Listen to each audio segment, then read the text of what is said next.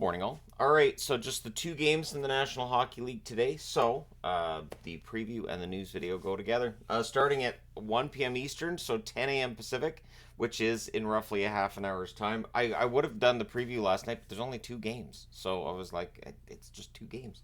Washington 2014-6 in against the New York Rangers for their second matchup in 2 days. The Washington Capitals 2014-6 overall. They're 3-5-2 in their last 10. They beat the Rangers yesterday. The Rangers 26-13-2, and they're 4-5-1 in their last 10, including that loss yesterday. Capo Caco returns to the lineup for the Rangers. We'll see how that changes up the lines. This is the fourth and final meeting. Washington won two of the first three, so they're trying to outright win the season series. It was a 4-0 win for Washington on December 9th. December 27th, it was a 5-1 win for the Rangers. And January 13th, which was yesterday, 3-2 for Washington. Then at 7 Eastern, 4 o'clock Pacific, the Detroit Red Wings are in Toronto to play the Toronto Maple Leafs.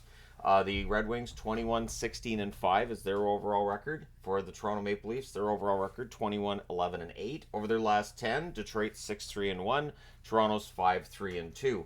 And for Toronto, Samsonov gets the start today. So a lot of pressure on Samsonov to come in and show, hey, he's got his game back, right? November 17th, Toronto wins this matchup 3-2. These teams will meet again on April the 13th. Moving on to news of the day, with their 10-game winning streak that they've put together, the Edmonton Oilers are 1 point behind the LA Kings.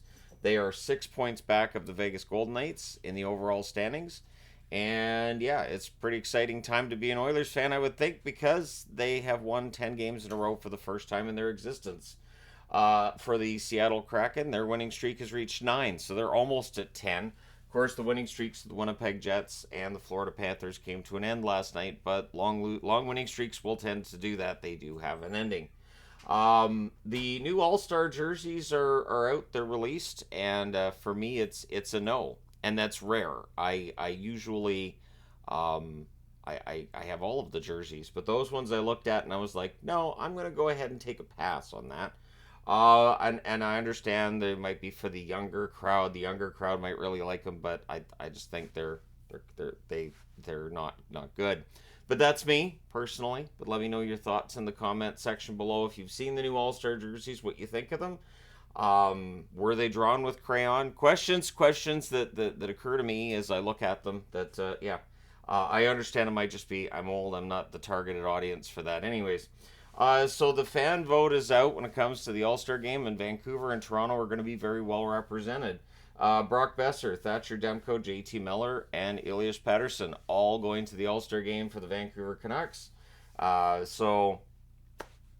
are some fans that aren't very happy. Oiler fans particularly not happy. Zach Hyman's not going. Bouchard's not going. Toronto fans pretty happy. They get Marner, Nylander, and Riley into the All-Star game as well. The other votees, Swayman, Makar, Georgiev, so two Avalanche get in. Draisaitl and Bobrovsky get voted in as well. So you get into the whole who got snubbed and who didn't and all this. The reality is, I don't think players that aren't going to the All-Star game are upset about it. I think they're fine with it. Connor Ingram is a good example. He now has 5 shutouts. He has a .919 save percentage, had that great shutout last night. I don't think he's upset he's not going to the All-Star game. I think he's just looking at their numbers right now and realizing, hey, we've got a shot. The Arizona Coyotes could absolutely make the playoffs. And if they do, Connor Ingram, I think is going to get some votes for an award somewhere, whether that ends up being the occasional Hart vote, which does happen. Goaltenders won't usually end up being finals, but they'll get the occasional Hart vote. And then you've got Andre Tourigny, I would think, would be up for Coach of the Year if they make the playoffs. And Ingram would definitely get, I would think, some Vezina votes as well. But yeah, we'll see.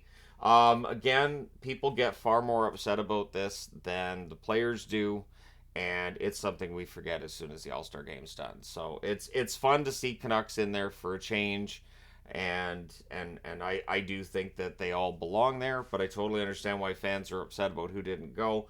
It is in part because you have 32 teams, and so you have to have a player from every single team, and not every single team can justify having a player there necessarily, but it's the system that's set up the way that it is. I had thought about doing a video on how you could change the format a little bit so you don't have the players being overlooked anymore. But you end up adding more players, and I don't know that more players want to go to the All-Star game. I don't. I think there are plenty of them that just enjoy having the break too. But let me know your thoughts. If you were a player, would you prefer to have the break or would you prefer to go and play? Let me know your thoughts. Hit like and subscribe if you haven't done so already. And hey, thank you guys so much for all your support. I will talk to you again soon.